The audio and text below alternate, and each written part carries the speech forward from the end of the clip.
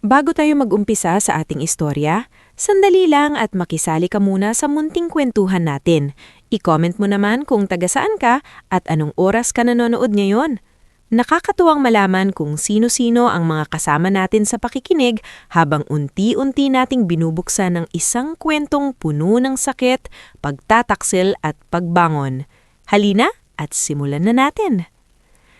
Si Serapina Lloriente ay hindi ipinanganak na mayaman, ngunit ipinanganak siyang may dangal, talino at kabutihang hindi kayang tumbasan ng salapi. Sa bayan ng San Jacinto, kilala siya bilang isa sa mga pinakamasipag na guro sa public high school. Hindi lang siya basta nagtuturo ng araling panlipunan, isa siyang guro na tumatagos sa puso ng mga estudyante. Kapag siya ang nasa harap ng klase, kahit ang pinakapasaway na binatilyo ay napapaupo ng maayos. Hindi dahil sa takot, kundi dahil nararamdaman nilang may isang taong naniniwala sa kanila. "Ma'am Serapina," minsan sabi ng isa niyang estudyanteng si Nereo matapos ang klase, "kapag kayo ang nagsasalita, parang naniniwala akong may mararating din ako." Napangiti si Serapina noon at marahang tinapik ang balikat ng bata. "Meron kang mararating, Nereo, hindi dahil sinabi ko, kundi dahil kaya mo. Kailangan mo lang huwag susuko." Ganon si Serapina. Sa lahat ng taong nasa paligid niya, lagi siyang may naiiwang ilaw. Dahil sa kanyang talino at maayos na pananalita, madalas siyang hingian ng tulong kahit sa labas ng paaralan. Siya ang gumagawa ng liham ng mga kapitbahay, siya rin ang tumutulong sa mga magulang na hindi marunong umintindi ng mga papeles ng gobyerno. Maging sa simbahan ay siya ang takbuhan kapag may kailangang ayusin para sa feeding program o scholarship drive. Kaya nang napansin siya ni Leandro Vergara, tila napakaganda ng naging kapalaran niya sa paningin ng marami. Si Leandro ay anak ng pamilyang Vergara, mga kilalang may-ari ng trucking business, rice mill at ilang paupahang commercial spaces sa Karatigbayan. Hindi man sila itinuturing na pinakamayayaman sa probinsya, sapat na ang impluensya nila para ang apelidong Vergara ay igalang, katakutan at minsan ay plastikan ng mga taong nasa paligid nila. Noong una, tila isang panaginip ang buhay ni Serapina kasama si Leandro. Hindi kasing ingay ng ibang mandiligaw ang lalaki, ngunit maalaga, marunong makinig at tila handang kalimutan ng kayabangan ng kanyang angkan para lang mapatunayan na totoo ang pag-ibig nito. "Fina," madalas sabihin ni Leandro noon habang magkahawak ang mga kamay nila sa lumang waiting shed sa tapat ng paaralan. "Kahit ano pang sabihin ni Mama, hindi kita ikahihiya.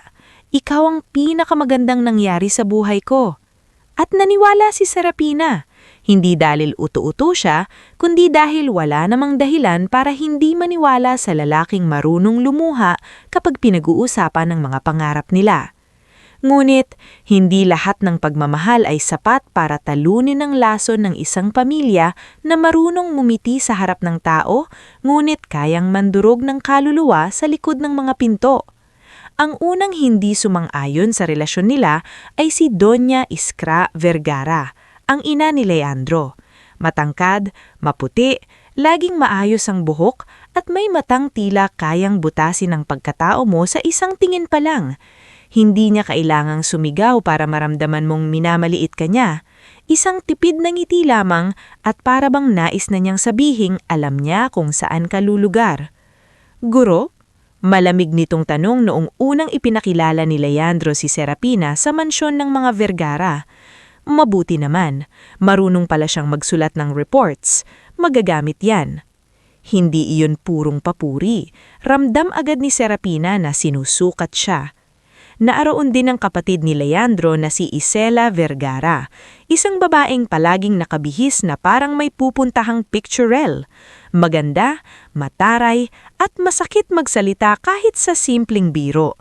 Simula pa lamang ay hindi na nito itinago ang inis kay Serapina. "Ate, teacher ka pala," nakingising sabi ni Isela habang umiikot ang kutsarita sa tasa ng tsaa. "So, ibig sabihin, sanay kang magtiis sa maliit na sahod. Buti na lang dito sa bahay namin, hindi mo na po problemahin yon." Napatingin si Leandro sa kapatid niya. "Isela, tama na." Ngunit si Serapina ang umayos sa sitwasyon. Ayos lang, Leandro. Totoo naman, maliit talaga ang sahod ng guro. Pero malaki ang kapalit kapag may batang umaangat ang buhay. Saglit na natahimik si Gisela.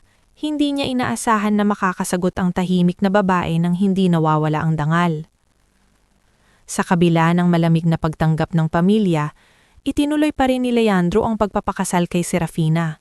Naging payak ngulit masaya ang kasal nila. Dumalo ang ilang kaibigan sa paaralan, ang mga magulang ni Serafina na sina Roman at Celestina Llorente, si Father Talim na siyang nagbasbas sa kanilang sumpaan, at ilang tauhan ng mga Vergara na mas mukhang obligado kaysa masaya. Ngulit para kay Serafina, sapat na iyon. Sapagkat inisip niyang sa paglipas ng panahon, matututuhan din siyang tanggapin ng pamilya ng asawa. At sa mga unang taon ng kanilang pagsasama, talagang sinikap niyang gawin ng lahat. Hindi siya naging tipikal na asawa ng mayamang angkan na nakaupo lamang sa bahay. Kapag tapos na ang klase niya sa eskwela, dumidiretso siya sa opisina ng trucking business upang tulungan si Leandro sa papeles, permits at accounting summaries. Si Serafina ang nag-ayos ng isang tax issue na muntik ng pagmulan ng malaking kaso laban sa negosyo. Siya rin ang bumuo ng proposal para sa Community Scholarship Foundation na kalaunan ay nagbigay ng magandang imahe sa pamilyang Vergara. Minsan, si Doña Iskra mismo ang nakinabang sa sipag at talino niya. Noong magkasakit ang matanda at kailangang dalhin siya Maynila para sa masusing check-up, si Serafina ang nag-asikaso ng appointments, medical abstracts at maging ang pag-abono sa ilang bayarin ng maipitang cash flow ng negosyo. Anak, bulong noon ng sariling ina ni Serafina na si Celestina nang mabalitaan ang ginawa niya. Sigurado ka bang tama na pati ipon mo ibinibigay mo pa sa pamilya ng asawa mo? Ngumiti si Serafina habang tinutupi ang ilang resibo. Nanay, pamilya ko na rin sila. Kung ako ang may kakayahang tumulong ngayon, bakit hindi? Hindi niya alam na ang kabutihan pala ay madalas inaabuso ng mga taong ang tingin sa pag-aaruga ay obligasyon at hindi biyaya. Lumipas ang mga taon, hindi man sila agad nagkaanak ni Leandro na natiling matiwasay ang relasyon nila sa panlabas na tingin. Ngunit habang tumatagal, parami ng parami ang maliliit na hiwa sa kanilang pagsasama. Hindi dahil may malaking away, kundi dahil sa mga bagay na hindi ipinagtatanggol ni Leandro. Kapag sinasabihan ni Serafina ni Gisela ng, "Mas bagay ka sa faculty room kaysa dining hall naming to," tatawa lang si Leandro at sasabihing, "Hayaan mo na, ganyan lang talaga si Gisela." Kapag maririnig na sinabi ni Doña Iskra sa kasambahay na, "Hindi pa rin marunong kumilos sa alta sosyedad ang manugang ko," tatahimik lamang siya at magpapanggap na walang naririnig.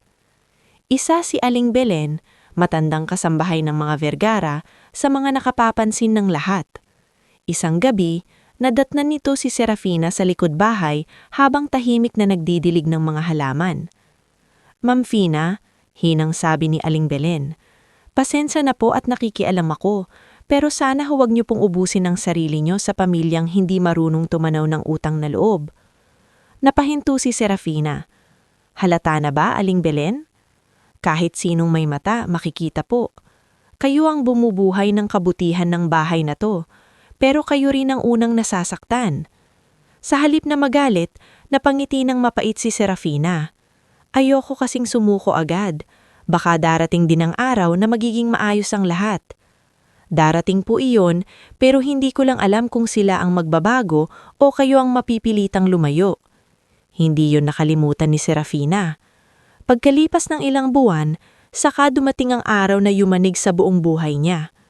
Mula sa isang outreach seminar para sa mga mag-aral sa kalapit bayan, pauwi si Serafina sakay ng service vehicle ng paaralan kasama ang 2 pang guro nang mabangga sila ng isang cargo truck na nawalan ng preno sa pababang bahagi ng highway. Malubha ang pinsala. Sugatan ng lahat, ngunit si Serafina ang pinakamabigat ang tinamo. Napinsala ang kanyang gulunggod at ibabang bahagi ng katawan. Sa ospital, ilang linggo siyang nanatili sa pagitan ng pag-asa at pangamba. Nandoon si Dr. Hemerio Saguinsin, isang orthopedic specialist na tahasang nagsabi ng katotohanan. Mrs. Vergara, mabigat ang pinsala. Hindi ko sasabihing wala ng pag-asa, pero mahaba ang laban. Kailangan ng therapy, matinding pasensya, at suporta mula sa pamilya. Napaiyak si Serafina nang marinig iyon, ngulit higit siyang nasaktan nang tingnan niya si Leandro at sa unang pagkakataon ay may nakita siyang takot na hindi para sa kanya, kundi para sa magiging abala nito. Pag-uwi niya sa mansyon matapos ang ilang buwang paggagamutan, ibang tahanan na ang bumungad sa kanya. Hindi siya sinalubong ng pag-aaruga, kundi ng katahimikan na may halong pagkainis. Sa umpisa, pilit pang maayos si Doña Iskra. Magpahinga ka muna, Serafina. Huwag mo nang pilitin ang sarili mo. Ngunit pagkaraan ng ilang linggo, nag-iba ang tono. Leandro, maririnig ni Serafina mula sa loob ng kwarto. Hanggang kailan tayo iikot sa pangangailangan niya? Napakamahal ng therapy, tapos wala namang katiyakan. At isang araw, habang pinipilit ni Serafina na ilipat ang sarili mula wheelchair papunta sa kama, narinig niya ang tinig ni Isela sa bukas na pinto. Ang lungkot naman ng buhay dito. Dati may asawa kang nakakatulong sa negosyo. Ngayon may alagain kang hindi man lang makababa ng walang katulong. Napangiwi si Serafina, ngunit hindi siya umimik. Sa gabing iyon, nakaupo siya sa dilim ng kanilang silid habang dahan-dahang pumapatak ang ulan sa bintana. Dumating si Leandro na amoy alak at pagod. Leandro, mahinahon niyang sabi, napapansin ko ang pagbabago ninyo sa akin. Napabuntong hininga ang lalaki at naupo sa gilid ng kama. Pagod lang ang lahat, Fina. Hindi lang pagod ang nararamdaman ko mula sa inyo. Sagot niya, parang unti-unti na ninyo akong tinitignan bilang problema. Hindi agad nakasagot si Leandro. At sa katahimikang iyon, may isang bagay na unang beses na malinaw na naramdaman ni Serafina, na sa bahay na minsan niyang itinuring na pangalawang tahanan, nagsisimula na siyang maging dayuhan. Sa labas ng silid, nakatayo si Doña Iskra.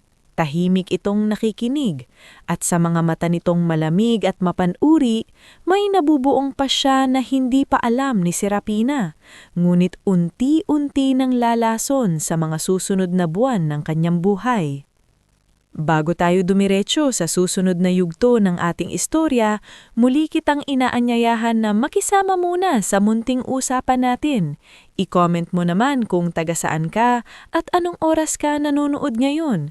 Nakakagaan ng pakiramdam kapag alam nating sabay-sabay nating pinakikinggan ang isang kwentong unti-unting bumibigat, ngunit lalo ring lumalalim.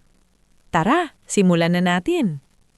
Pagkatapos ng gabing iyon na tahimik lamang si Leandro habang kinakaharap ni Serafina ang bigat ng kanyang kutob, hindi na kailangang magsalita pa ng direkta ang buong bahay para maramdaman ng babae na may nagbabago na talaga.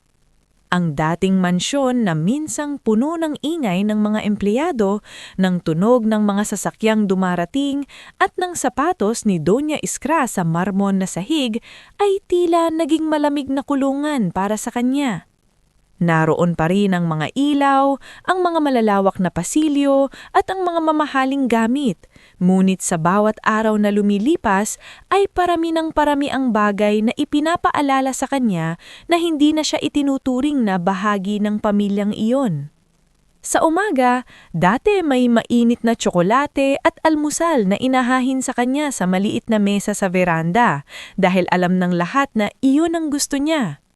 Ngunit makalipas ang aksidente, madalas ay malamig na pandesal at kape na ang dinadala ni Aling Belen sa kanyang silid, at minsan ay wala pa.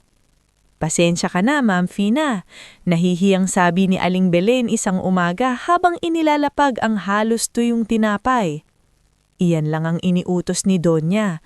Sabi niya hindi raw kailangan ng espesyal na pagkain kung hindi naman nagtatrabaho. Hindi sumagot si Serafina agad. Matagal niyang tinitigan ng almusal na tila tira na lamang mula sa mesa ng iba. Pagkatapos ay pilit siyang ngumiti. Ayos lang, Aling Belen. Salamat pa rin at dinalhan mo ako. Ngulit pagkaalis ng matanda, ay matagal na nakatitig lamang si Serafina sa bintana. Hindi dahil sa pagkain, kundi dahil sa unti-unti niyang natatanggap na ang bawat maliliit na bagay sa bahay na iyon ay sinasadyang ipamukha sa kanya na pabigat na siya. Mas lalong tumindi ang pagbabago nang maputol ang ilang sessions ng kanyang physical therapy. Noong una, regular ang pagpunta ni Dr. Hemerio sa ginsin at ng assistant therapist nito para tignan ang progreso niya. Bagamat mabagal at masakit ang proseso, malinaw naman na may kaunting pag-asa. Nakakakilos pa ang ilang bahagi ng kanyang mga binti. May reaksyon pa ang nerves.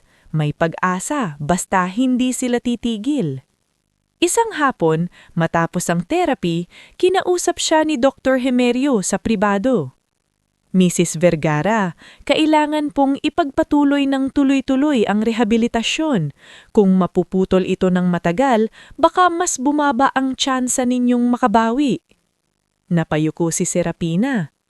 Dok, gusto ko pong ipagpatuloy, pero parang hindi na gusto ng pamilya ng asawa ko ang gastos. Napatingin ng doktor sa kanya. Hindi man ito nagsalita agad, halatang may gusto itong sabihin ngunit pinipiling manatili sa hangganan ng propesyon.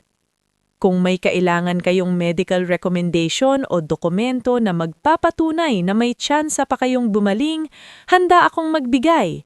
Hindi pa tapos ang laban para sa inyo. Naluha si Serafina sa simpleng linyang iyon. Sa bahay na iyon, tila doktor na lang ang isa sa kakaunting nagsasabing may halaga pa ang pag-asa niya. Ngunit hindi iyon sapat upang pigilan ang kalupitan sa loob ng mansyon. Habang tumatagal, mas nagiging lantad si Isela sa panlalait. Kapag may bisita at nakitang nakaupo si Serafina sa wheelchair sa gilid ng sala, kunyari itong ngingiti at sasabihing, "Ate, huwag ka na munang sumama sa dining area, baka mapagod. Dito ka na lang, ipapadala ko ang pagkain." Ngunit ang totoo, ayaw lamang nitong makita siya ng mga kaibigan nitong mayayaman. Minsan pa, narinig ni Serafina ang hipag habang kausap sa telepono ang isang amiga. "Huwag mo nang itanong, parang ospital ang bahay namin. Nakaka-drain. Tapos si kuya, imbes na humanap ng paraan para makabangon ng negosyo, laging abala sa guilt at sa alagain niya." Alam ni Serafina na siya ang tinutukoy. Pinili niyang wag mag-ingay, ngunit may mga sugat na hindi dumudugo palabas. Sa loob lang lumalalim. Ang mas mabigat pa, si Leandro ay lalo ring lumalayo. Hindi na ito ang lalaking dati nagkukwento sa kanya tungkol sa mga pangarap nilang magtayo ng maliit na farm school para sa mga mahihirap na bata. Ngayon, kapag tumapasok ito sa silid, tila laging may ibang iniisip. Laging mabilis ang hakbang, maikli ang sagot, at madalas ay iniiwas ang tingin sa kanyang mga mata. Isang gabi, hindi na napigilan ni Serafina ang sarili. "Leandro," tawag niya habang papalabas na ang asawa sa silid. "Pwede ba kitang makausap?" Huminto ang lalaki, ngunit hindi agad lumingon. "Ano yon? May ginawa ba akong kasalanan para tratuhin mo ako ng ganito?" Dahan-dahang humarap si Leandro. Halatang pagod ang mukha nito, ngunit hindi pagod na mula sa trabaho lamang. May halong inis, hiya at pagtakas. "Fina, wag na nating palalain pa," sabi nito. "Hindi ko pinalalala. Nagtatanong ako. Dati lagi mong sinasabing hindi mo ako iiwan kahit anong mangyari. Pero ngayon parang ako pa ang iniiwas mo sa sariling kwarto natin." Napayuko si Leandro at pinisilang tulay ng ilong nito. "Hindi mo naiintindihan ng pressure." "Anong pressure?" Mahinahon ngunit sugat ang tanong niya. "Na ako ang asawa mo? Na ako ang naaksidente? Na ako ang nangangailangan ng tulong?" "Pressure ng negosyo," biglang singhal ni Leandro. "Pressure ni Mama, pressure ng lahat. Hindi lang ikaw ang nahihirapan dito, Serafina." Napatahinik siya. Hindi dahil sa takot, kundi dahil unang beses niyang narinig mula sa bibig ng asawa ang galit na parang siya ang dahilan ng lahat. Pagkalabas ni Leandro, hindi umiyak si Serafina agad. Matagal siyang nakaupo ng tuwid sa wheelchair, nakatingin sa pintong isinara nito. Pagkatapos lamang noon siya'y unti-unti nang nahagulhol, ang tahimik na iyak ng isang babaeng ngayon lang lubusang nakaunawa na ang pinakamabigat na pagkawala ay hindi ang lakas ng kanyang mga paa, kundi ang pagkamatay ng pag-ibig sa loob ng taong pinakasandalan niya. Sa mga sumunod na linggo, dumating ang mas madilim pang senyales. Isang hapon, habang inililipat siya ni Aling Belen mula kama papuntang wheelchair, aksidenteng naiwang nakaawang ang pinto ng study room sa ibaba. Mula sa pasilyo ay rinig na rinig ni Serafina ang usapan ni na Doña Iskra at Isela. Hindi pwedeng ganyan na lang tayo buong buhay, malamig na sabi ng matriarch. Lumalaki ang gastos, lumiliit ang kita. Kung tutuusin, kung wala na siya, mas madali ang lahat. Nasa pangalan pa rin ang lupang minana sa mga magulang niya at yung insurance sa aksidente, di ba't mas malaki kapag tumahimik ka, putol ni Doña Iskra, ngunit hindi sa paraan ng taong tutol sa krimen, kundi sa paraan ng taong ayaw lamang marinig ng iba. Nanlamig si Serafina, parang saglit na tumigil ang mundo sa paligid niya. Hindi niya narinig ang kabuuan, ngunit sapat na iyon para maunawaan niyang hindi na lamang pagkaputit ang namumuo sa puso ng kanyang biyenan. May halong motibo, may halaga ang pagkawala niya. Kagabi, sinubukan niyang sabihin kay Leandro ang kanyang narinig. May usapan sina mama mo at si Isela. Narinig kong pinag-uusapan nila ang lupa ko at insurance. Leandro, natatakot ako. Umupo si Leandro sa gilid ng kama, hindi makatingin ng diretsyo. Baka mali ang rinig mo. Huwag mong gawing tanga, sagot niya. Narinig ko ang pangalan ko, narinig ko ang lupa, narinig ko ang insurance. Hindi gagawin ni mama yon. Sigurado ka ba? O pinipili mo lang maniwala dahil mas madali sa'yo? Walang naisagot si Leandro, at ang katahimikang iyon ang mas nakakatakot kaysa anumang salita. Dumating ang tinatawag nilang family retreat makalipas ang ilang araw. Ipinahayag ni Doña Iskra sa hapagkainan na kailangan daw ng pamilya ng konting sariwang hangin at pahinga matapos ang sunod-sunod na problema sa negosyo. Sa isang rest house sa mataas na bahagi ng Tanay sila pupunta. Malamig, tahimik at malayo sa ingay ng bayan. Nagulat si Serafina nang sabihin ni Doña Iskra na isasama siya. Kailangan mo rin ng pagbabago ng paligid, sabi ng matanda habang kunwari mahinahong hinihiwa ang karne sa plato. Hindi makakabuti ang puro kwarto ka lang. Napatingin si Isela sa ina at bahagyang nagtagpo ang mga tingin nila. Sandali lamang iyon, ngunit sapat upang mag-iwan ng kakaibang kilabot kay Serafina. Pagdating sa rest house, napakaganda ng lugar. Nasa gilid ng bundok, napapalibutan ng naglalakihang puno, malayo sa ibang kabahayan at tanawang malalim na bahagi ng kabundukan sa likuran. Sa unang tingin, para itong lugar ng pahinga. Ngunit sa gabi, kapag hinahampas ng hangin ng mga salamin at ang dilim ay lumalamon sa tanawin, para itong puwang na kayang lumihim ng kahit anong kasamaan.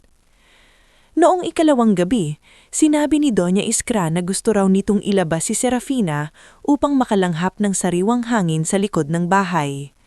Tumutol si Aling Belen na noon ay isinama rin bilang tagapag-alaga, ngulit pinigilan siya ni Isela.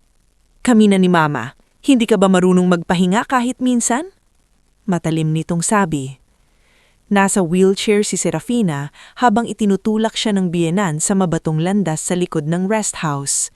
Sa di kalayuan ay nakatayo si Leandro, tila hindi makapagdesisyon kung lalapit o lalayo. Humahangin ng malakas, ang buwan ay kalahati lamang ang liwanag. Ang ganda rito, mahinang sabi ni Serafina, pilit inaalis ang kakaba. Oo, tahimik, wala halos nakakakita. Wala ring makakarinig. Napatitig si Serafina sa unahan. Doon niya napansing papalapit sila ng papalapit sa gilid ng bangin. Donya, dito na po tayo. Malapit na masyado. Sabi niya, ngunit hindi tumigil ang matanda. Alam mo, Serafina, simula nang dumating ka sa buhay ng anak ko, puro kamalasan na ang dinala mo. Nang una, tiniis kita dahil kapaki-pakinabang ka. marunong kang mag-ayos, marunong kang mag-ayos ng mga papeles. Pero ngayon, yumuko ito malapit sa tahinga ng manugang. Baldado ka na, pabigat ka na lang sa pamilya. Nanlaki ang mga mata ni Serafina. Donya, huwag niya pong... Nilingon niya si Leandro. Naroon ito ilang hakbang ang layo, nanginginig, maputla, ngunit hindi gumagalaw. Leandro!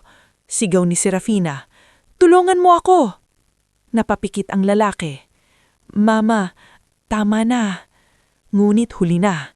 Sa isang malupit at biglaang tulak, bumigay ang wheelchair sa gilid ng luta. Tumagilid ito.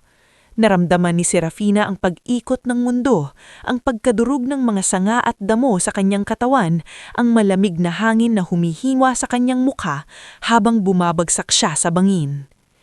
Sumigaw siya, isang sigaw ng takot, pagtataksil at pagmamakalawang hindi nasalo ng mga taong nasa itaas. Hindi siya agad namatay. Handal muna siyang nahisutan ng masakit na takot sa ilalim.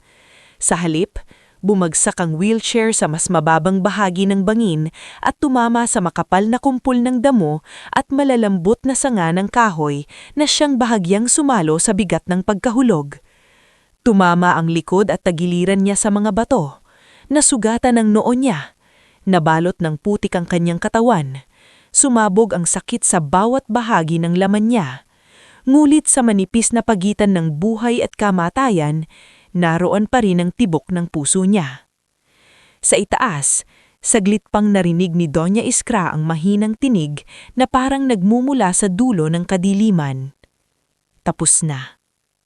Pagkatapos, ay wala na siyang narinig kundi ang hangin. Kinaumagahan, sa paanan ng bundok, maagang namimitis ng halamang ubat sina Gabrilo at Maite Anuran kasama ang anak nilang si Shunel. Kasunod sila ni Pavera, pamangkin ni Maite na may dalang sako para sa mga ugat at dahon na kinekolekta nila. May narinig akong parang kaluskos doon, sabi ni Shunel habang itinataas ang tingin sa masukal na bahagi ng damuhan. Lumapit si Gavrilo at doon niya nakita ang bahagyang gumagalaw na gulong ng nabasag na wheelchair sa ilalim ng mga sanga. Nang inalis nila ang mga dahon at putik, ay durugin ngunit humihinga pang babae ang tumambad sa kanila. Diyos ko, buhay pa siya, bulalas ni Maite. Mahinang imulat ni Serafina ang mga mata. Malabo ang lahat.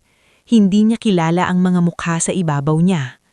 Ngunit sa unang pagkakataon matapos ang gabing iyon, wala siyang nakita ni bahid ng pagkapuhit sa mga matang nakatitig sa kanya. Huwag kang bibitiw hiha, marinig na sabi ni Gavrilo. Ligtas na kayo, hindi kami papabayaan. At habang sa itaas ng bundok ay pinipilit ng mga Vergara na magkunwaring trahedyang hindi nila kagagawan ang pagkawala niya, sa ibaba naman ay nagsisimula ang isang bagong yugto ng buhay ni Serafina.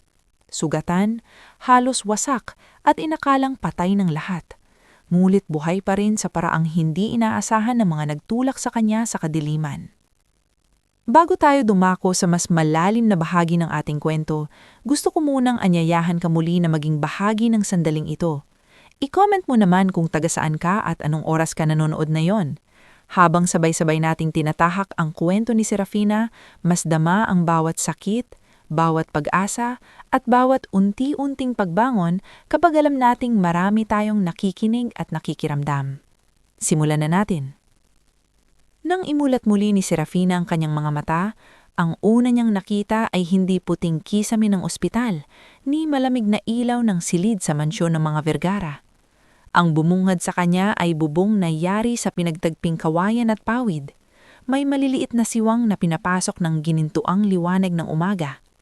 Sa bawat paghinga niya ay naaamoy niya ang pinaglagaan ng mga dahon, ang usok mula sa kalan, at ang halimuyak ng lupa pagkatapos ng hamog.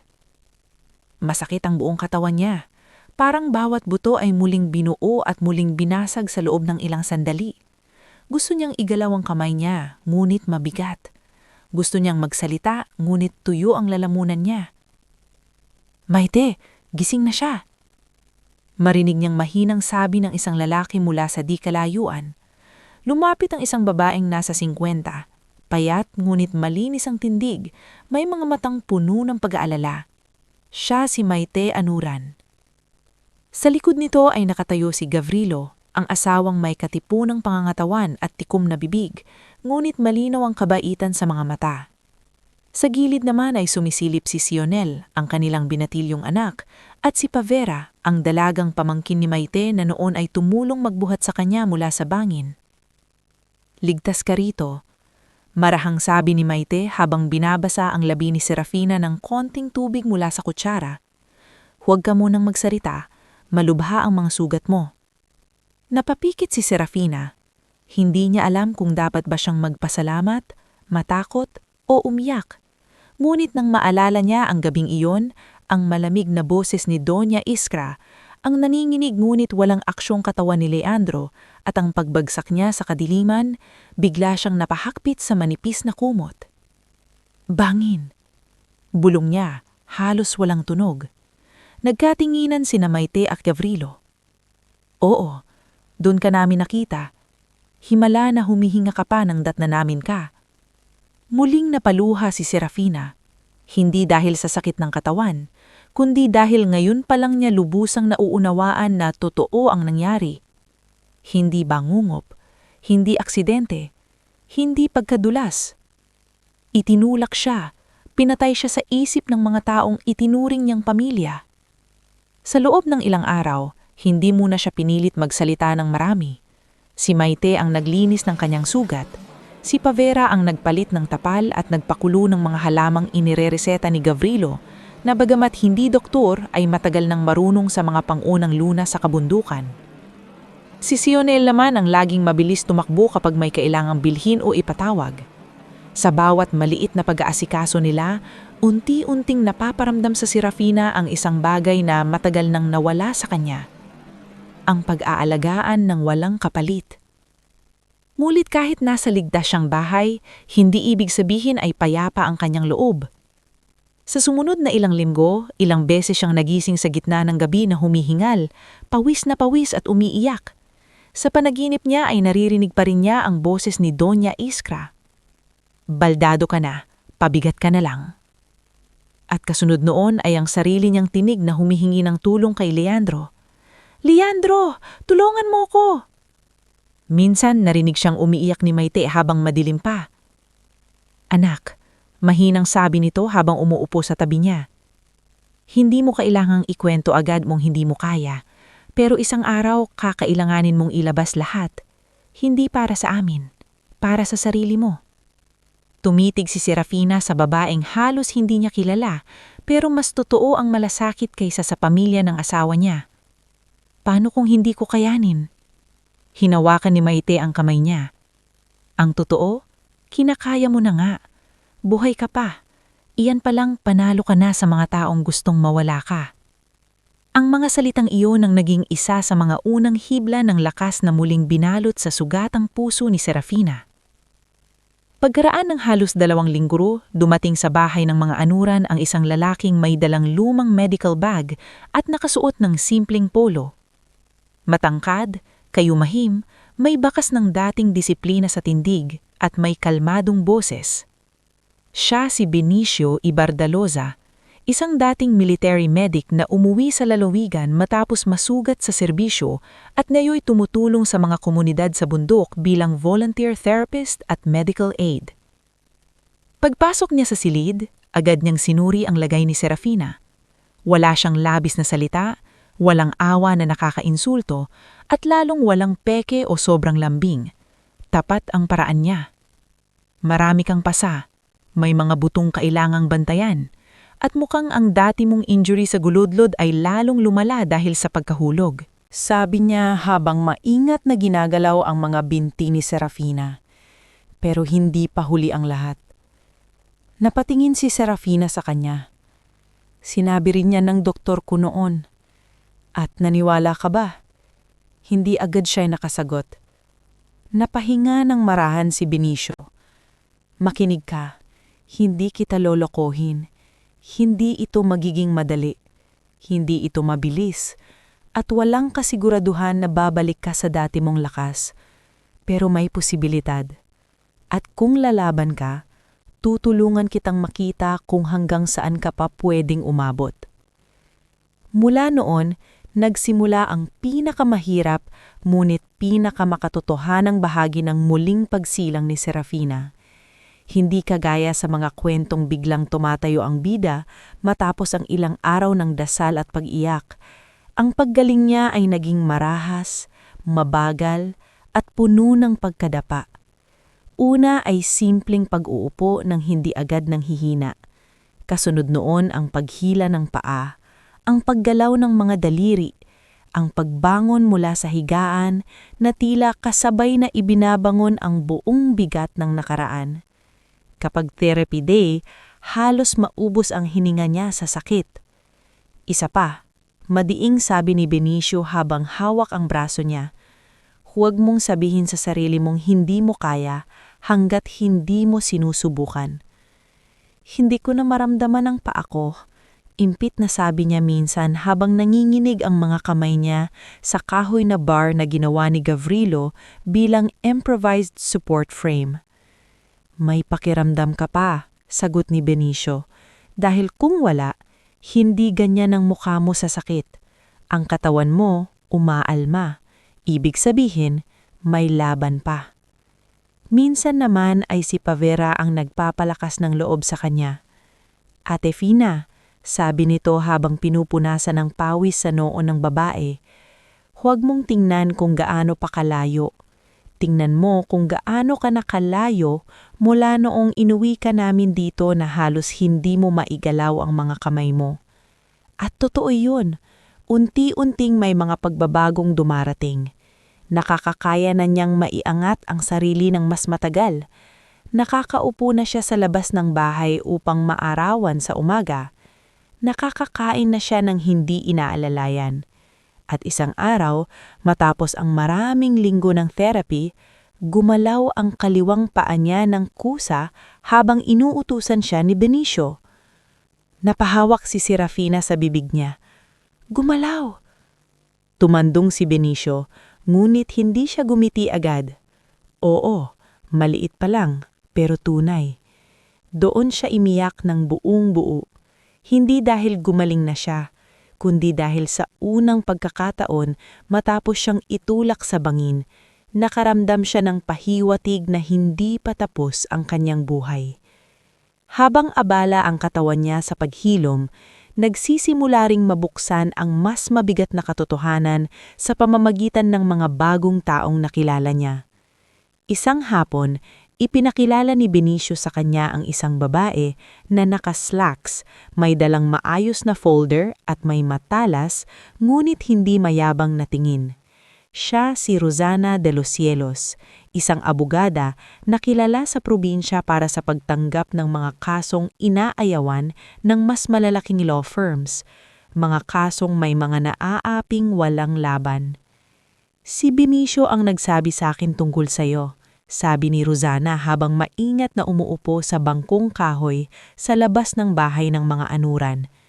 Hindi kita pipiliting magsampa ng agad ng kaso, pero gusto kong malaman na kung totoo ang hinala mong may nagtangkang pumatay sa'yo, may mga paraan para lumaban. Matagal siyang hindi nakapagsalita. Pagkatapos ay dahan-dahan niyang isinalaysay ang lahat, ang kanyang aksidente nung una, ang pagbabago ng trato sa kanya, ang usapan tungkol sa lupa at insurance, ang family retreat at ang mismong pagtulak sa kanya sa bangin habang si Leandro ay nakatayo lamang. Tahimik na nakinig si Rosana. Wala itong peke o padalos-dalos na reaksyon. Nang matapos si Serafina, saka lamang ito nagsalita. May kaso, at hindi lang isa. Pero kakailaganin natin ng ebidensya, ng mga taong magsasalita, at ng tamang tiempo. Huwag muna tayong magpapakita. Paano kung sabihin nilang patay na ako? Mas mabuti, sagot ni Rosana. Malamig ngunit pabor sa kanya ang tono. Hayaan mong maniwala sila. Mas maraming tao ang naglalabas ng tunay na ugali kapag akala nilang tapos na ang laban. Mula roon, nagsimula ang tahimik na pangangalap ng impormasyon. Sa tulong ni Rosana, natuntun nila si Luwalhati Penolyar, dating accountant ng Scholarship Foundation na itinatag ni Serafina noon para sa pamilya Vergara. Nalaman nila mula rito na may mga pondong nawawala at may ilang pirma sa liquidation reports na malamang ay pineke. Nakilala rin nila si Miro Calabrese, isang local journalist na minsan ang nagtangkang magsulat tungkol sa biglang pagkawala ng ilang trucking permits at scholarship funds, ngunit umatras matapos pagbahantaan ng pamilya Vergara. At mula kay Omelio Dastag, dating katiwala sa lupang minana ni Serafina sa kanyang mga magulang, nalaman nilang ilang buwan pa lamang matapos ang aksidente nito, ay pinipilit na ng kampo ni Doña Escraha na ilipat ang titulo gamit ang kahinahinahing na authorization papers. Hindi pala ako ang target. Mahina ngunit matalim na sabi ni Serafina nang marinig ang lahat ng iyon. Ginawa nila akong susi para kamkamin ang kung ano ang hindi sa kanila. Sa kabilang banda, mula sa mga balitang dumarating sa bayan, unti-unti ring nabubuo sa isip niya ang nangyayari sa bahay ng mga Vergara. Dahil sa pagkawala niya, nagpakalat si Doña Iskra ng istoryang nadulas umano siya sa bangin habang nagmumuni-muni. Sa ibang bersyon, may bulong na baka raw nagtangka siyang magpakamatay dahil sa depresyon. Ngunit hindi pa rin tuluyang matahimik ang mga tao. Maraming dating nakakakilala kay Serafina, mga guro, magulang, pari at maging ilang empleyado ng Vergara business ang hindi makapaniwalang gagawin niya iyon. Lalong hindi mapalagay si Leandro. Ito ang isa bang balitang nakarating kay Serafina mula kay Miro. Halos araw-araw umiinom ang lalaki.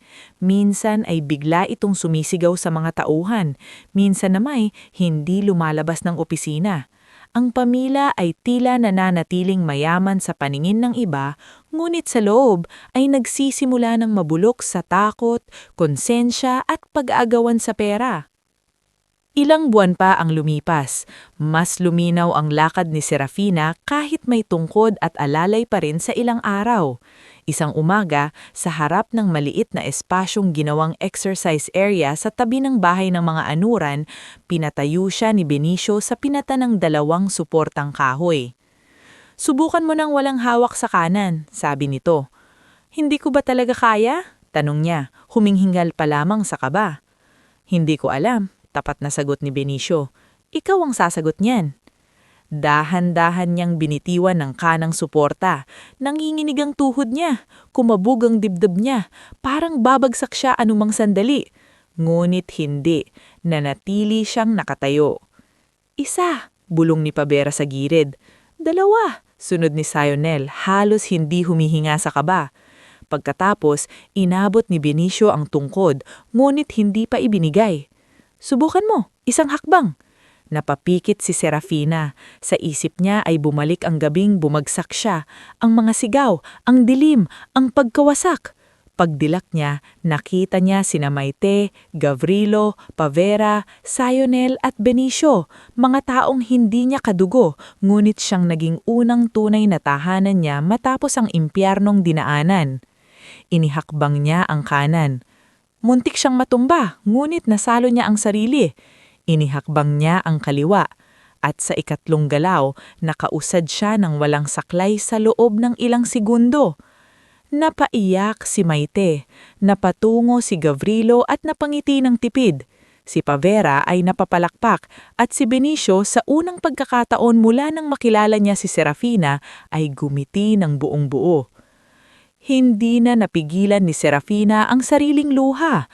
"Akala nila tapos na ako," bulong niya. "Hindi pa," sagot ni Rosana na kararating lamang noon at hawak ng isang bagong folder ng mga dokumento. Sa totoo lang, ngayon pa lang magsisimula. Eksaktong 6 na buwan matapos ang gabing itinulak siya sa bangin, umupo si Serafina sa harap ng lumang mesa sa bahay ng mga anuran. Naroon sina Rosana at Benicio. Sa tabi niya ay ilang papeles, kopya ng mga records at isang bagong prepaid phone na binili ni Miro upang hindi siya matuntun agad. "Tiyak ka na ba?" tanong ni Rosana. Tumanggo si Serafina. Hindi na ang dating mahina at wasak na babae ang nakaupo roon. Hindi pa man ganap ang paggagaling niya, may kakaiba ng tigas at liwanag sa mga mata niya. Ang uri ng lakas na hindi minamana, kundi isinisilang mula sa pagtataksil at muling pagbangon. Kinuha niya ang telepono at pinindot ang numerong kabisadong-kabisado pa rin ang kanyang mga daliri. Ilang ring lamang, may sumagot. "Hello?" Boses yon ni Doña Iskra, matalim pa rin, ngunit may halong pagkainip. Huminga ng malalim si Serafina. Pagkatapos ay nagsalita siya sa boses na malamig, malinaw at hindi na nanginginig. "Ako ito." Sandaling katahimikan. "Hindi maari," mahinang sabi ng biyanan sa kabilang linya. Pinikit ni Serafina ang mga mata, saka dahan-dahang binuksan. "6 na buwan nang niyong inakalang patay ako. Pero buhay ako, at gusto ko lang itanong, handa na ba kayo sa paghihiganti ko?" Bago tayo tumuloy sa susunod na mas mabigat na kabanata ng ating istorya, gusto ko munang anyayahin kang muli na makisama sa ating munting kwentuhan. I-comment mo naman kung taga saan ka at anong oras ka nanonood ngayon. Nakakatuwang isipin na habang sabay-sabay nating sinusundan ang pagbangon ni Serafina, tila sabay din nating nasasaksihan kung paanong dahan-dahang bumabalik ang hustisya sa buhay ng isang taong inakala ng lahat ay tuluyan ng nawala. Simulan na natin. Pagkababa ni Serafina ng telepono matapos niyang marinig ang biglang paninikip ng hininga sa kabilang linya, hindi siya agad nagsalita. Nakatitig lamang siya sa lumang ngunit malinis na mesa na kahoy sa bahay ng mga anuran, habang ang daliri niya ay nananatiling mahigpit ang kapit sa hawak na cellphone. Sa loob ng ilang segundo, walang nagsalita sa silid. Tanging ang tunog ng hanging sumasayad sa rubong at ang mahinang paglangit-ngit ng kawayan. Si Rosana ang unang bumasag ng katahimikan. Ngayon, Mahinahon nitong sabi habang isinasara ang dalang folder. "Alam na nilang buhay ka." Napabuntong hininga si Serafina at dahan-dahang ibinaba ang telepono. Naramdaman ko ang takot sa boses niya. "Takot iyon," sagot ni Benicio na nakatayo sa may bintana. Pero hindi pa sapat para bumagsak sila. Ang mga taong gaya nila, kapag natakot, mas nagiging mapanganib. Tumanggo si Serafina. Hindi na siya ang babaeng dati natutulalang umiiyak sa tuwing naririnig ang panglalait ng biyenan. Ngayon, ang luha sa kanyang mga mata ay hindi na luha ng panghihina, kundi luha ng matagal ng pinigilang apoy. Ngulit tama si Benicio. Ang isang tawag ay hindi pa hustisya. Simula pa lamang iyon ng isang laban na kailangan niyang pag-isipan ng mabuti. Sa gabing iyon, nagpulong sila sa maliit na hapag ni Maite at Gavrilo. Naroon si Rosana, si Benicio, at dumating din si Miro Calabrese, sakay ng luma nitong motorsiklo, may dalang supot ng pandesal at ilang kopya ng dyaryo. Maging si Luwalhati Penulyar at Omelio Dastag ay pinapunta rin kinabukasan para sa mas mahabang plano. Ang simpleng bahay ng mga anuran ay naging sentro ng tahimik ngunit matalinong pag-aaklas laban sa pamilyang minsang naghari sa takot at impluwensya sa kanilang lugar. "May 2 laban tayo," paliwanag ni Rosana habang inilalatag sa mesa ang mga papeles. Una, ang criminal case para sa tangkang pagpatay. Ikalawa, ang civil at financial cases para sa fraud, pamimeke ng dokumento at paglustay ng foundation funds. "Mas gusto ko silang harapin sa paraang hindi nila inaasahan," sabi ni Serafina.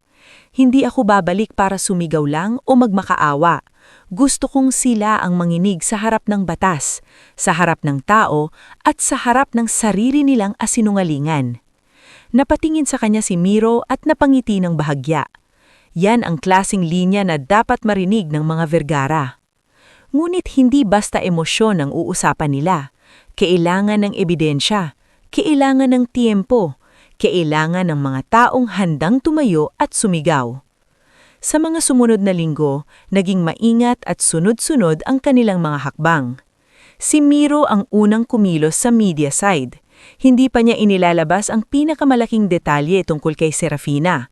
Sa halip, sinimbolan niyang ilabas sa pahayagan at online page ang magkakaugnay na investigative pieces tungkol sa scholarship foundation ng mga Vergara.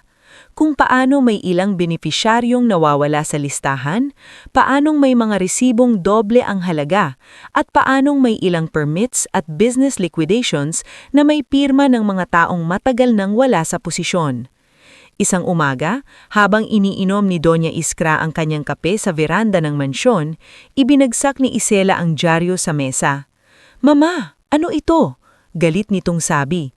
"Bakit may pangalan natin dito?" Malamig na kinuha ni Doña Iskra ang dyaryo at binasa ang headline. Kumunot ang noo nito. "Walang magbibigay ng statement. Tawagan mo si Attorney Basmig. Sabihin mong ayusin niya ito." Sa gilid ng veranda, naroon si Tarsilo, ang matagal ng driver ng pamilya. Tahimik lamang siyang nakatayo, ngunit sa loob-loob niya ay lalo niyang napagtitibay na hindi na pwedeng manatiling tikom ang bibig niya habang buhay. Ilang buwan na niyang binabagabag ang alaala ng gabing iyon sa Tanay, ang mahinang sigaw ni Serafina, ang pagkataranta ni Leandro, at ang malamig na utos ni Doña Iskra na itikom ang bibig kung hindi niya aayawang mawalan ng trabaho at mapahamak ang kanyang mga anak. Samantala, si Luwalhati Penulyar ay lihim na nakikipagkita kay Rosana sa munisipyo at minsan sa simbahan para ibigay ang mga lumang accounting files na naitago niya bago pa man siya sa pilitan paalisin sa foundation office. "Hindi ko na matiis," iyak nitong sabi habang iniabot ang isang flash drive at 3 photocopied ledgers. Nung una, akala ko simpleng misallocation lang. Pero nang napansin ko na may mga liquidation report na ginamitan ng pirma ni Ma'am Serafina kahit nasa ospital siya noon, doon na ako natakot. Nang tinanong ko si Isela, ako pa ang sinabing palitan kung hindi ko raw gustong madamay. Maingat na tinanggap ni Rosana ang mga dokumento. Mahalaga ito, Luwalhati, pero kailangan kong itanong ng direkta. "Handa ka bang tumistigo kapag dumating ang oras?" Napapikit ang babae. "Natatakot ako, pero mas natatakot akong habang buhay manatiling tahimik." Sa kabilang banda, si Omelio Dastag ay tumulong sa paghahanap ng kopya ng mga papeles tungkol sa lupang namana ni Serafina sa kanyang mga magulang. Bilang saling katiwala ng lupaing iyon, alam niya ang kasaysayan ng pagmamay-ari at ang mga pagtangka ng kampo ni Doña Iskra na ipalipat iyon gamit ang kahina-hinahin ng authorization. "Sirang-sira na ang budhi ko kung hindi ako magsasalita," sabi ni Omelio habang kinakausap si Serafina sa isang tagong kubo sa sakahan. "Tinangka akong papirmain sa affidavit na sinasabing kusa mo raw ipinagkatiwala sa kanila ang pamamahala ng lupa habang dumadaan ka sa emotional instability. Alam kong kasinungalingan yon, kaya ako tinanggal." Mahigpit na hinawakan ni Serafina ang papel na hawak niya. "Salamat, Mang Omelio. Hindi ko makakalimutan ang ginawa mong pagtanggi." Ngunit habang lumalawak ang kanilang mga ebidensya, lumalala rin ang tensyon sa bahay ng mga Vergara. Lalong napupuyat si Leandro. Halos gabi-gabi, nagkukulong ito sa maliit na bar area sa loob ng mansyon at sunod-sunod ang tagay. Isang beses, nadatnan siya ni Gisela na tulala sa harap ng salamin, hawak ang baso ngunit hindi na umiinom. "Kuya, ano ba? Hindi ka pwedeng ganyan," inis na sabi nito. "Kung buhay nga si Serafina, lalong dapat tayong maging maingat. Kailangan nating mauna." Dahan-dahang tumingala si Leandro. Namumula ang mga mata nito. Mauna sa ano? Sa isa pang kasinungalingan? Sa isa pang kasalanan? Nairap si Gisela. "Huwag kang magdrama, hindi ka naman ang nagtulak." "Pero nanood ako," bulong ni Leandro. "Nandun ako." Hindi agad nakasagot si Gisela. Saglit na natigilan ng babae bago muling tumigas ang mukha nito. "Kung magsasalita ka, lulubog tayong lahat." "Baka iyon ang nararapat," sagot ni Leandro. Hindi alam ni Gisela kung sasampalin ba ang kapatid o lalayasan ito sa inis. Sa huli, pinili nitong umalis, ngulit malinaw na nagsisimula ng mabasag ang pinakamarupok na bahagi ng kanilang depensa ng kanilang pamilya, ang katahimikan ni Leandro. Samantala, si Doña Iskra ay lalong naging masungit at marahas sa kanyang mga tauhan. Isang araw, nasigawan nito si Aling Belen dahil sa simpleng pagkakamali sa pagkakatupi ng table napkin sa dining room. "Lahat na lang dito walang silbi!" sigaw ng matanda. Tahimik na yumuko si Aling Belen. Ngunit nung gabing iyon, sa likod ng kusina, hinarap siya ni Tarsilo. "Aling Belen, kung sakaling hihingan tayo ng pahayag, magsasalita ka ba?" Napatingin ang matanda sa kanya. "Kung si Ma'am Fina iyon, magsasalita ako. Matagal ko nang gustong humingi ng tawad sa kanya. Ni minsan, hindi ko siya naipagtangol ng harapan. Nagtatago ako ng kopya ng dashcam file ng biyahe patanay. Hindi nito kuha ang mismong bangin, pero kitang-kita ang oras, ang ruta, at ang pagtatalo nila bago bumaba ang ilan sa sasakyan." Nang laki ang mga mata ni Aling Belen. "Bakit mo iningatan?" "Dahil alam kong darating ang araw na hindi ko nakakayaning tumahimik." Habang sa mansyon ay nagsisimula ng mabiyak ang pundasyon ng kanilang katahimikan, sa bahay ng mga anuran ay unti-unti ring nagbabago ang buhay ni Serafina sa paraang hindi na umiikot lang sa paghihiginti. Tuwing umaga, bukod sa therapy kay Benicio, tumutulong na siya sa maliit na community learning corner na itinayo ni Maite sa gilid ng bahay. Isang simpleng espasyo na may lumang mesa, blackboard at ilang donasyong aklat para sa mga bata na hindi regular na nakakapag-aral sa bundok. Minsan ay tinuturuan niya si Sionel at ang dalawa pang kapitbahay na bata ng basic reading comprehension. Minsan namay, sinasanay niya si Pavera sa pagsusulat ng formal letters at scholarship applications. "Teacher Fina," masayang tawag ng isang batang si Junver. "Kapag marunong na akong magsulat ng essay, pwede na ba akong maging mayor?" Natawa si Serafina sa tanong. "Pwedeng-pwede, basta wag kang magiging sinungaling." Natawa ang mga bata, ngunit sa loob ng kanyang dibdib ay may lumalambot na bahagi. Sa bawat oras na ginugulol niya sa pagtuturo muli, pakihamdam niya ay unti-unting bumabalik ang dating Serafina. Hindi ang ape, hindi ang muntik ng mamatay, kundi ang gurong marunong magbigay ng ilaw sa iba. At habang lumalalim ang mga araw na magkasama sila ni Benicio, napapansin ni Serafina ang isang bagay na matagal na niyang hindi nararanasan mula sa isang lalaki. Katahimikang hindi nanghihingi, hindi nananakit, at hindi nanghuhusga. Isang hapon matapos ang therapy, naupo silang dalawa sa ilalim ng punong mangga sa gilid ng bahay. Pagod si Serafina, ngunit malinaw ang progreso niya. Nakakalakad na siyang mas maayos gamit ang tungkod sa maikling distansya. "Mas matibay ka sa akala mo," sabi ni Benicio habang iniinom ang tubig mula sa tumbler. "Hindi ako matibay noon, masyado lang akong mapagtiis." "Magkaiba yon," sabi niya. Napatingin si Serafina sa kanya. "Paano mo nasabing magkaiba?" Ang mapagtiis, hinahayaan ng sakit dahil umaasang may magbabago. Ang matibay, tumatayo pagkatapos maubos ang pag-asa at siya na mismo ang nagbabago ng direksyon. Matagal siyang natahimik. Tumingin siya sa malayo, sa bahaging hindi natanaw ang bangin, ngunit ramdam pa rin ang alaala nito sa likod ng isip. "Ayaw kong mabuhay na puro galit." "Hindi mo kailangang gawin iyon. Ang hustisya ay hindi pareho ng paghihiginti.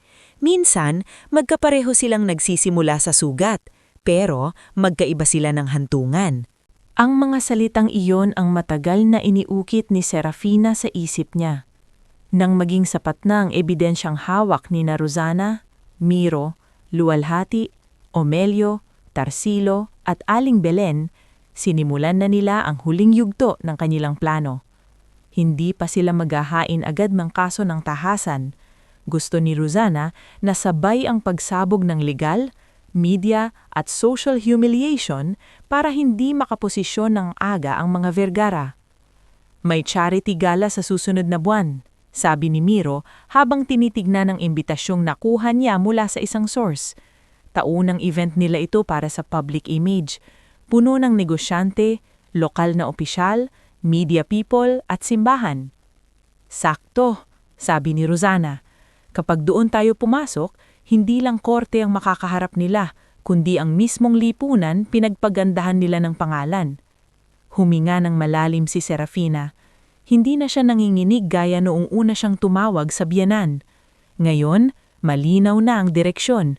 Sa gabing iyon, maghahain sila ng reklamo, magpapakita siya sa harap ng lahat at sisimulan ang pagwasak sa huwad na imperyo ng mga Vergara. Nang gabing iyon, sa mansyon, nagpatawag si Doña Iskra ng pribadong hapunan kasama si Gisela at Leandro. Wala roon ang dati nilang kumpiyansa. Ni ang gintong chandelier ay tila hindi na kayang takpan ang bigat ng tensyon sa mesa. "Makinig kayong mabuti," malamig na sabi ng matanda. "Sa charity gala, kailangan nating manatiling kalmado, walang aamin sa kahit ano, walang magpapakita ng kahinaan." Napatanggo si Gisela kahit halatang iritable, ngunit si Leandro ay hindi nagsalita. "Leandro!" matalim na tawag ni Doña Iskra. Dahan-dahan tumingalaw ang lalaki. Paano kung dumating siya? Natahimik ang buong mesa. Hindi sumagot si Doña Iskra agad. Ang tanging gumalaw ay ang kamay niyang bahagyang humigpit sa hawak niyang kubyertos. Pagkatapos ay sinabi niya sa boses na mahina ngunit punong-puno ng yabang at takot na tinatago sa anyo ng kontrol. "Kung buhay nga si Serafina, sisiguraduhin nating magsisisi siya sa pagbabalik." Ngunit malayo sa mansyon, habang nakatayo si Serafina sa harap ng salamin sa bahay ng mga anuran at unti-unting inaayos ni Pavera ang maayos na blusa niyang isusuot sa mga susunod na araw ng paghaharap, alam niyang hindi na ang dating api ang babalik sa harap ng mga Vergara. Hindi na siya babalik bilang biktima. Babalik siya bilang buhay na ebidensya ng kasinungalingan nila, bilang babaeng binuhay ng sugat at katotohanan at bilang unos na sisira sa pamilyang minsang nagtulak siya sa bangin at nag-akalang doon na rin matatapos ang kanyang kwento. Bago tayo tumuloy sa pinakahuling bahagi ng ating istorya, gusto ko munang anyayahan ka muli na makisama sa ating munting sandali. I-comment mo naman kung taga saan ka at anong oras ka nanonood ngayon. Sa lahat ng sumubaybay sa sakit, pagguho at muling pagbanghon ni Serafina, ito na ang gabing maghahatid sa atin sa dulo ng kanyang laban, isang dulo na hindi lamang tungkol sa paghihigente, kundi sa hustisya, dangal at bagong simula. Tara, simulan na natin. Dumating ang gabing ilang buwan nang inihahanda ni Serafina sa isip, sa puso at sa bawat hakbang ng kanyang paggaling. Ang taunang charity gala ng pamilya Vergara ay ginanap sa isang engranding events hall sa Kabayanan, isang gusaling hitik sa kristal na ilaw, puting tela at mga niting hindi mo agad matitiyak kung totoo o bahagi lamang ng pakikisama. Sa labas pa lamang ay nakahilera na ang mamahaling sasakyan. Naroon ang ilang negosyante, mga lokal na opisyal, mga asawa nilang sanay sa sosyal na pagtitipon, ilang mamamahayag at maging ilang kinatiwala ng simbahan at paaralan na dati raong pinopondohan ng Scholarship Foundation ng mga Vergara. Sa gitna ng liwanag at papuri, abala si Doña Iskra sa pakikipagkamay at pakikipag-usap sa mga bisita. Maayos ang kanyang postura, elegante ang suot niyang bestida at halos walang bakas sa mukha niya ng takot na bumabagabag sa pamilya sa mga nakaraang linggo. Si Gisela naman ay tila lalong pinakintab ang anyo upang masapawan ng mga bulong-bulungan, samantalang si Leandro ay nakasuot ng mamahaling Amerikana ngunit halatang hindi matahimik. Sa bawat bukas ng pinto ng venue ay napapatingin siya, tila may hinihintay na hindi niya alam kung kinakatakutan ba o hinihiling na dumating. "Leandro, ayusin mo ang mukha mo." Malamig na bulong ni Doña Iskra habang kunwari ay nakangiti sa isang konsehal na dumaan. Parang may namatayan. Napasinghap ang lalaki at mabilis na uminom ng kubig. "Hindi lang ako mapakali, Mama. Walang mapapala ang pagiging mahina. Kung may balak man siyang magpakita, hindi siya mananalo." Sa isang sulok ng venue, nakahanda ang maliit na eksena para sa annual speech ng pamilya. Sa malalaking tarpaulin ay mababasa ang mga salitang Vergara Foundation, pag-asa para sa kabataan. Tila isang biro iyon sa mga taong nakakaalam ng katotohanan. Ngulit wala pang nakakakita ng unos na malapit ng bumagsak sa gabing iyon.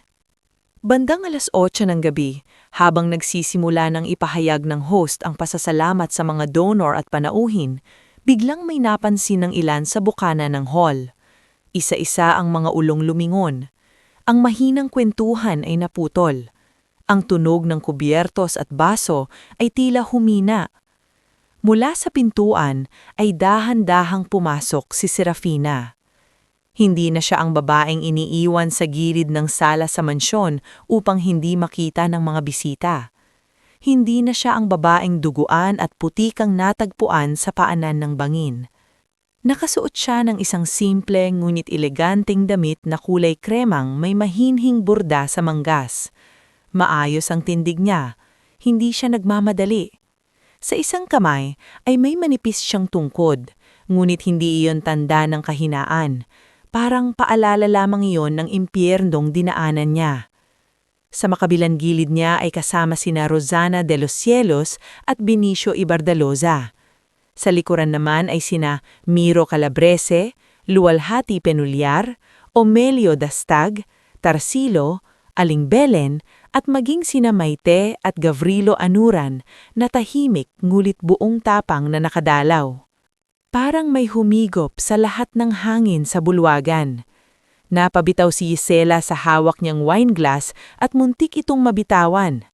Si Leandro ay tuluyang napatayo sa kinuupuan niya, maputlang maputla.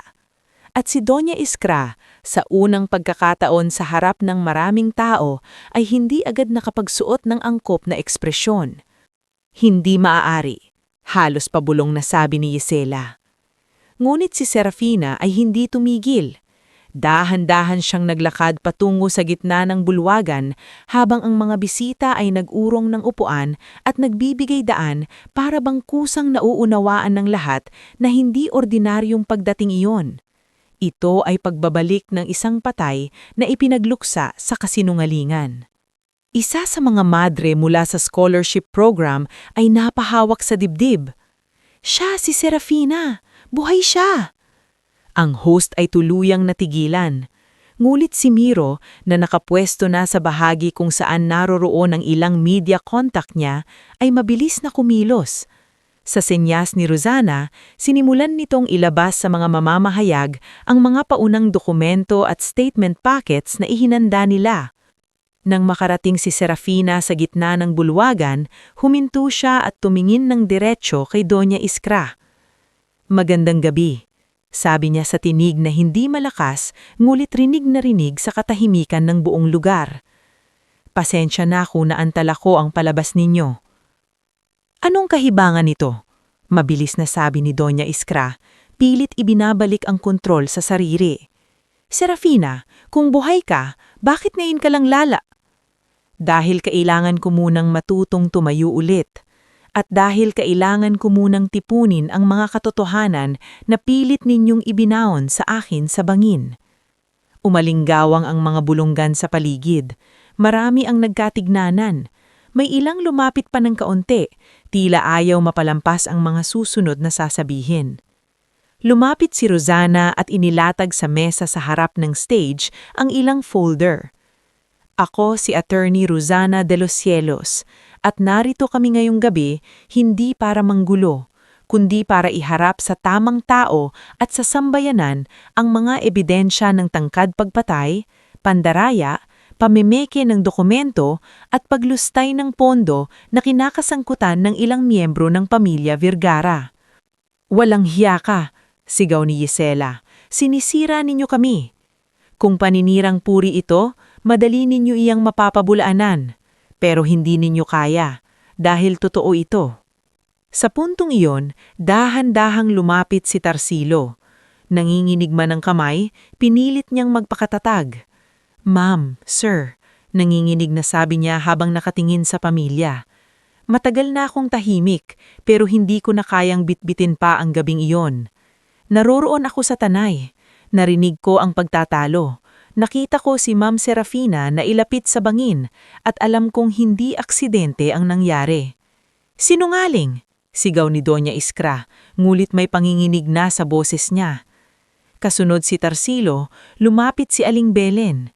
Hindi man sanay magsalita sa harap ng maraming tao, may bigat ang bawat salitang binitawan niya. Lagi ko pong nakikitang inaapi si Ma'am Fina sa bahay. Hindi man kita na ipagtanggol noon, gusto kong itama kahit huli na. Narinig ko pong pinag-usapan ni Donya at ni Gisela ang lupa at insurance ni Ma'am Fina bago pa ang lakad nila sa Tanay. Nagmamadali sanang lumapit si Gisela upang pigilan ang matanda, ngunit sinalubong siya ng 2 pulis na noon pa man ay nasa venue na pala sa koordinasyon ni Rosana at ng isang maaasahang piskal. "Ma'am, pakiusap po, manatili lang kayo sa pwesto ninyo." Lalong sumikip ang mukha ni Donya Iskra. "Hindi kayo basta-basta makakapasok dito nang walang basehan." "May basehan po at kumpleto ang initial complaint documents." Ngunit ang pinakamalaking dagok ay hindi pa dumarating. Dahan-dahang lumakad si Leandro papunta sa gitna. Walang makapagsabi kung saan niya kinuha ang lakas ng loob, ngunit halatang ubos na ang pagtatago. Nanginginig ang mga labi niya nang humarap siya kay Serafina. "Fina?" Halos hindi lumabas ang boses niya. Tumitig lang si Serafina. Wala nang luha sa mga mata niya. Tapos na ang bahaging iyon ng buhay niya. "Sabihin mo sa kanila." Mahina ngulit madiing sabi niya. "Sabihin mo sa lahat kung ano ang nakita mo."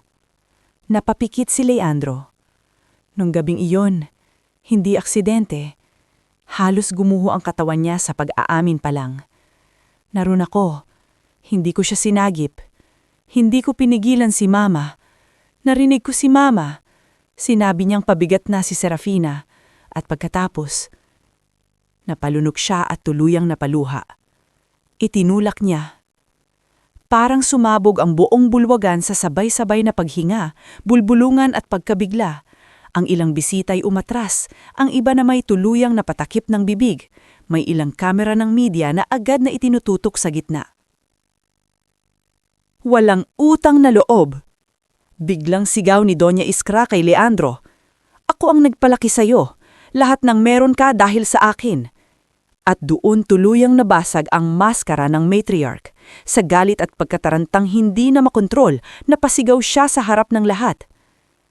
"Oo, gusto ko siyang mawala. Ano ngayon? Ano bang silbi niya noon? Baldado na siya. Pabigat na siya sa pamilya. Lahat kayo walang alam sa hirap ng magdala ng isang taong wala ng pakinabang." Tumahimik ang lahat. Wala nang kailangang magpaliwanag pa. Ang mismong bibig niya ang naglugmok sa kanya. Agad lumapit ang mga pulis. Si Gisela ay pilit na humihila sa ina, sinisigaw na may abogado sila at hindi pwedeng ganon. Ngunit wala nang may gustong makinig sa kanya. Ilang sandali pa, nang niyasatin na rin ang ilang papeles na bitbit ni Luwalhati at ang mga dokumentong isinumit ni Omelio, lumitaw pang lalo ang iba pang kaso ng pamimeke at fraud kung saan sangkot din si Gisela. "Mama, sabihin mong may gagawin tayo." Halos magwala si Gisela habang pinupusasan. Ngunit si Donya Iskra, sa unang pagkakataon ay wala nang maibigay na utos. Ang dating babaeng laging kontrolado ang lahat ay nakatayo na ngayong basak ang anyo, wala ng dignidad at hindi na masalba ng alahas ng bestida o ng apelyidong matagal niyang ginamit para takutin ng iba. Si Leandro naman ay hindi agad dinakip dahil sa pakikipagtulungan niya sa investigasyon at sa pagpapayag niyang isumite ang formal na salaysay kasama ang iba pang detalye ng mga anomalya sa negosyo. Ngulit wala nang natira sa kanyang dating sarili, ni ang tindig niya ay wala nang yabang. Nang humarap siyang muli kay Serafina habang inilalayo na ang ina at kapatid niya, tila gusto niyang lumuhod, ngulit hindi na alam kung karapat-dapat pa ba siyang humingi ng anuman. "Patawarin mo ko," umiiyak din sabi. "Hindi ko deserve, alam ko. Pero sana, kahit paano." Hindi siya pinatapas ni Serafina. May mga kasalanang hindi kayang burahin ng paghingi ng tawad at may mga sugat na hindi kailangang paghilumin sa pamamagitan ng pagbabalikan. Ang kapatawaran, baka maibiday ko balang araw sa sarili kong puso. Pero ang buhay ko, hindi na iyon para sa'yo.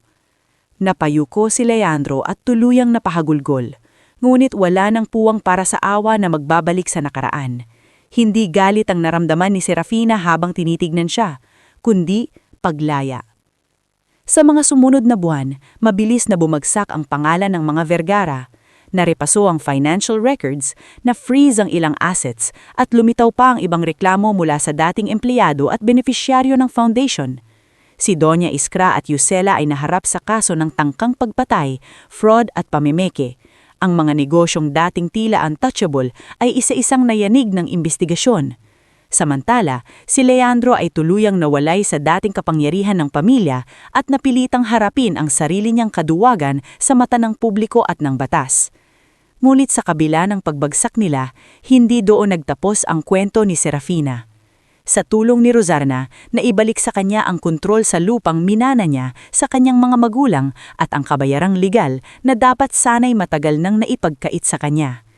Ngunit halip na ikulong sa kanyang sarili sa bagong yaman at simpatya ng tao, pinili niyang ibuhos ang malaking bahagi nito sa bagay na mas may saysay. Sa lupang iyon mismo, makalipas ang 1 taon, itinayo ang Celestina Roman Center for Recovery and Learning, ipinangalan sa kanyang mga magulang. Ito ay isang sentrong may simpleng rehabilitation wing para sa mga taong dumaranas ng pisikal na kapansanan at learning spaces para sa mga batang salat sa oportunidad. Kasama niya sa proyektong iyon sina Maite at Gavrilo na naging pangunahing tagapagmahala sa komunidad. Si Pavera na tinulungan niyang makapag-aral ng education, si Sionel na naging scholar ng center, si Benicio na namahala sa rehabilitation program at si Rosana na tumulong maglatag ng legal na istruktura upang maging pangmatagalan ng misyon nito. Maging si Aling Belen ay lumaya sa serbisyo sa mansyon at naging isa sa mga pinakamatapat na tagapag-alaga sa center. Sa araw ng pagbubukas ng sentro, nakatayo si Serafina sa harap ng maliit ngulit masayang pulutong ng mga bata, guro, volunteer at mga taong minsang nakarinig lamang ng kanyang kwento bilang chismis, ngulit ngayon ay kaharap siya bilang buhay na patunay ng pagbangon. Hindi lahat ng itinapon ay nawawala.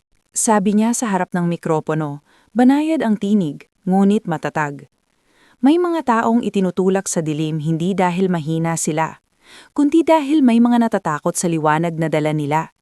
Pero ang liwanag, kahit takpan mo, hahanap at hahanap ng daan para makabalik. Napatingin siya sa malayo, sa direksyon ng kabundukang minsang naging libingan sana niya. Ang hangin ay banayad, ang araw ay malinaw, at sa pagkakataong iyon, ang alaala ng bangin ay hindi natunog ng takot. Isa na lamang itong paalala kung gaano siya kalayo mula sa babaeng umiiyak sa ilalim ng kadiliman. Sa kanyang tabi ay tahimik na nakatayo si Benicio.